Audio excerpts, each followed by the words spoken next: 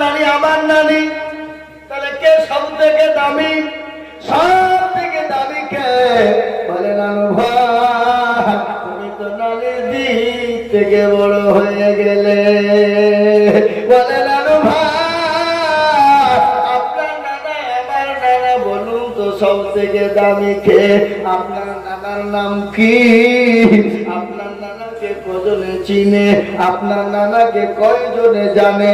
আপনার নানার কয়জনের নাম জানে? আর আপনি আমার নানাকে চিনেন? আমার নানাকে আপনি জানেন? আমার নানা হলো বিশ্ব নবী, নবীদের নবী, নবীকুলের শিরোমণি, নবীদের সরদার, নবীদের নবীর সরদার, নবীদের নবী, আল্লাহর প্যারা নবী, বিশ্ব নবী, যাকে তৈরি না করলে আল্লাহ পৃথিবীর কুল কায়নাত তৈরি করত না। আপনি আমার নানাকে চিনেন? আমার নাম হলো, আমার নানার নাম হলো জনাবে মুহাম্মদুর রাসূলুল্লাহ সাল্লাল্লাহু আলাইহি ওয়াসাল্লাম। বিশ্ব নবী নানু ভাই হোসাইনকে বুকে জড়িয়ে ধরে বললেন, নানু ভাই, আমি যেরকম হিসাব করিনি, মসজিদে নববীতে সমস্ত সাহাবারা টক লেগে গেল। তারা বলল, হারে একটু পিচ্ছি ছেলে হোসাইন, তার এত বুদ্ধি, সবাইকে অবাক করে দিল। বিশ্ব নবী বলল, সাহাবারা, আমার নানু ভাই হোসাইনকে তোমরা চিনো, তোমরা জানো, আজকে আমাদের সকলের চোখ খুলে দিয়েছে। ও মুসলমান ভাইয়েরা, কি মহাব্বত সাহাবাদের! ভিতরে হক সম্পর্কে বয়ান করতে গিয়ে তিনি বললেন, সাহাবা বললেন, নবী গো, আপনার যে লাঠির আঘাতে আমার পিঠে পড়েছিল, ওই লাঠি মেরে আমি আপনার কাছে প্রতিশোধ তুলে আমি আপনার কাছে হক আদায় করতে চাই। সাহাবাদের চোখ মোটা হয়ে গেল, বেটা কয় কি? আমরা সেখানে বসি আর নবীর পিঠে মেরে হক আদায় করবো, মন উড়িয়ে দিব, দিবে না দিবে না, জয় বলো। আল্লাহ নবী বলেন, ইজলিস, থামো, বসে যাও। ও উমর থেমে যাও, ও আলী থেমে যাও। উসমান সাহাবাত নরম সাহাবী, হযরতে আবু বকর তিনি নরম, একমাত্র উগ্র মেজাজ ছিল হযরতে ওমর। সুবহানাল্লাহ, বলুন হযরতে ওমর কি মেজাজ! সুবহানাল্লাহ। সেদিন আপনাদেরকে মেজাজ সম্পর্কে বয়ান শুনেছেন না শোনাইনি? ওই জায়গায় শোনাইনি? আপনার জাননি মনে হয় নাকি? তাই আমার বাবা জীবনেরা, ও মুসলমান, আলীকে বলল, আলী তুমি যাও, লাঠি কেন আনো? আলী এক পা মসজিদের বাইরে, এক পা ভিতরে, আবার পেছনে, একবার সামনে। আলী যেতে চায় না। হযরতে পেয়ারা নবী বললেন, আলী যাও। আলী চলে গেল। মা ফাতেমার কাছে গিয়ে বললেন, ও ফাতেমা, তোমার কাছে বিশ্ব নবীর লাঠি কেন রেখেছে, দাও।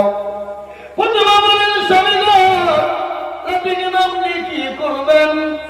কি হবে? বলে, ও বিবি, তোমাকে বলা যাবে না। বলে, না বলতে হবে, না বললে আমি তো দিতে পারবো না। বলে, ও ফাতেমা, আমি এই কথা কি করে বলি, তোমাকে সহ্য করতে পারবো না।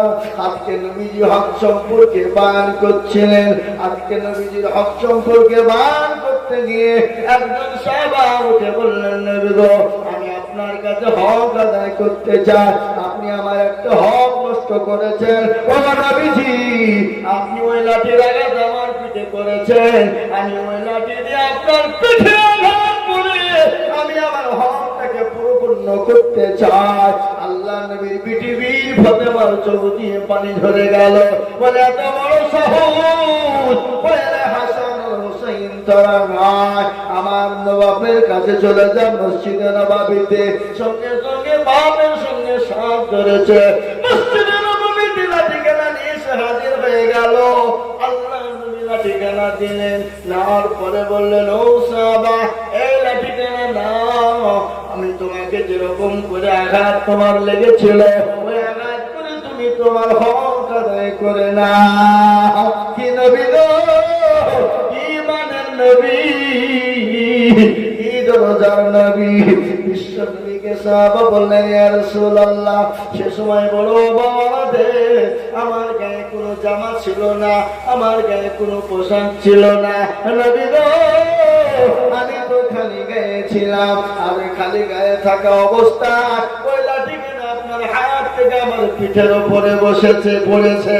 ও নবীজি, আপনার গায়ে তো কাপড় পরানো আছে, আমি তো হক আদায় করতে গেলে আপনার গায়ে কাপড় থাকলে হবে না, আপনার গায়ের কাপড় পর্যন্ত খুলে ফেলতে হবে। সহ্য করতে পারে না। আল্লাহ নবী বললেন, ইজলিস, থেমে যাও। ও সাহাবারা, চুপ করো, তোমরা আওয়াজ করো না। বিশ্ব নবী নিজের জামা কাপড় খানা যখন খুলছেন, পিঠের দিক খালি হয়েছেন, ইতিমধ্যে ওই সাহাবা বিশ্ব নবীর পেছন থেকে বুকের সঙ্গে জড়িয়ে ধরে বিশ্ব নবীর পিঠে একটা মোহরে নবুয়ত ছিল, আর ওই মোহরে নবুয়তের মধ্যে চুমো দিয়ে দিলেন।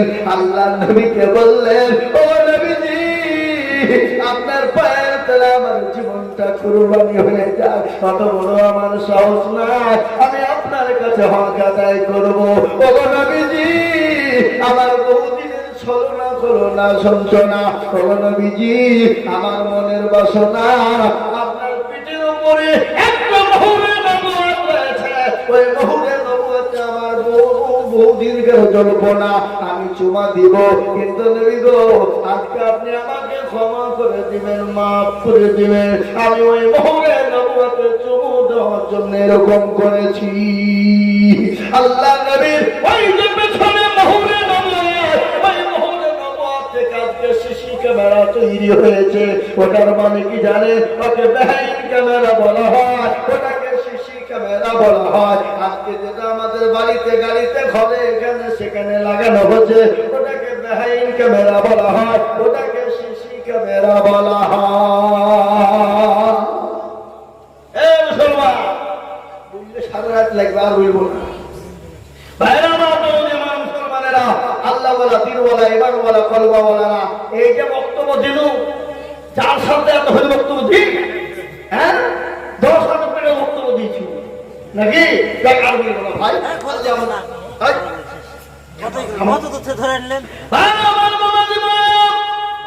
তাই আমি আপনাদেরকে বলবো, হক বড় জিনিস, হক আমরা কারো জানে নষ্ট করবো না। কদিনের জিন্দগি বাবা, কদিনের জিন্দগি 50।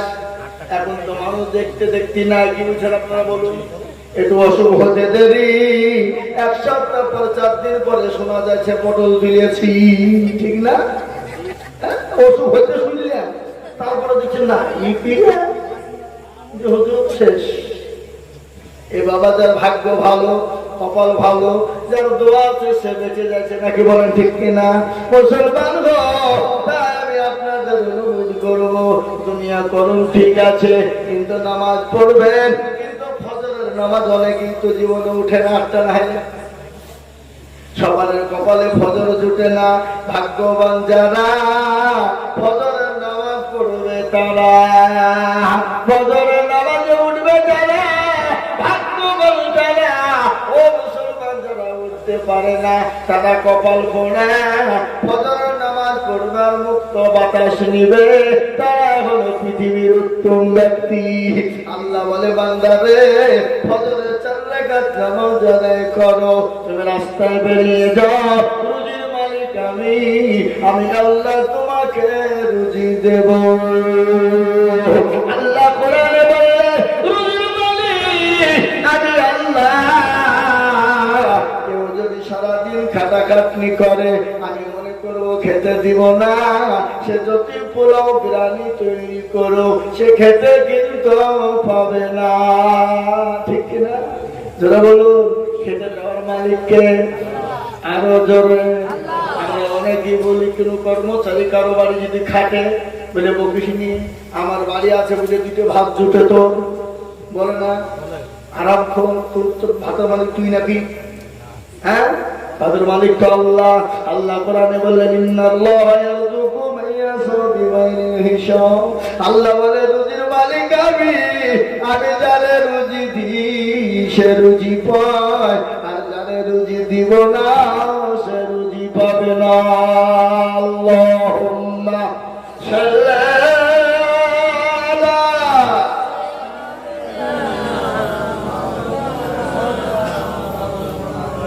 ওয়ালা আলিহি সাইয়্যিদিনা মাওলানা। যাই হোক ভাই, আল্লাহ আমাদের সকলকে পাঁচ ওয়াক্ত নামাজ সুন্দরভাবে পড়ার তৌফিক দিস। বিশ্বনবীর উম্মতের জন্য সারা বিশ্বের পৃথিবীতে সব জায়গা নামাজ তৈরি করা হয়েছে। মাঠে বলুন, ঘাটে বলুন, গাড়িতে বলুন, বাড়িতে বলুন, হ্যাঁ, এরোপ্লেনে বলুন, ট্রেনে বলুন, বাসে বলুন, প্ল্যাটফর্মে বলুন, মাঠে আলে বলুন, নামাজের টাইম হয়ে গেছে, যায় নামাজ নাই, দাঁড়িয়ে যান, পানি নাই, সেটা আল্লাহ ব্যবস্থা করেছে। মাটি আছে, তায়াম্মুম করুন, আল্লাহু আকবার। কেউ দেখতে না পেলে আল্লাহ দেখতে পায়, ঠিক না? কথা কয়, মাঠ সাক্ষী দেবে, ঘাট সাক্ষী দেবে, প্ল্যাটফর্ম সাক্ষী দেবে, এরোপ্লেন সাক্ষী দেবে। ও মুসলমান গো, ইনশাআল্লাহ আপনারা নিয়াত করুন, 5 ওয়াক্ত নামাজ পড়বো। আর জীবনে যদি বেঁচে থাকি নিয়াত কর, একবার পশ্চিমে যাব, নবীজির রওজাতুল মুবারক জিয়ারত করব, কাবা শরীফ তওয়াফ করব, সাফা মারওয়া করব। ও মুসলমান, একবার নবীর ওই জায়গা ঘুরে আসব, দেখব নবীজির কবর জিয়ারত করব। নবীজির কবর জিয়ারত করতে গিয়ে দেখবেন নিজের চোখের পানি আপনি ধরে রাখতে পারবেন না। আমার নবীকে আবু জেহেল কিরকম কষ্ট দিয়েছিল তাইফের ময়দানে, চোখে দেখে আসবেন। নবীকে পাথর মেরেছিল, একবার দেখে আসবেন, দিলটা ভরে যাবে। হয়তো আমরা হজে যেতে পারবো না, এখন হজের খরচ তো প্রায় 4-5 লাখ টাকা নাকি, 5 লাখ টাকা মোটামুটি। এখন উমরা বেরিয়েছে আলহামদুলিল্লাহ, কম টাকাতে 80,000, 85,000, 90,000 টাকা দিলে আপনার উমরা হয়ে যাবে। আপনারা সকলেই নিয়াত করুন, স্বামী স্ত্রী হোক, নিজে হোক, আমরা সবাই ইনশাআল্লাহ নবীর কবর জিয়ারত করব, কাবা শরীফ তওয়াফ করার চেষ্টা করব। বলুন ইনশাআল্লাহ। সবাই মনে আশা মানুষের থাকে, বসবাদরে থাকে, আমরা করবো ইনশাআল্লাহ, চেষ্টা করবো ইনশাআল্লাহ।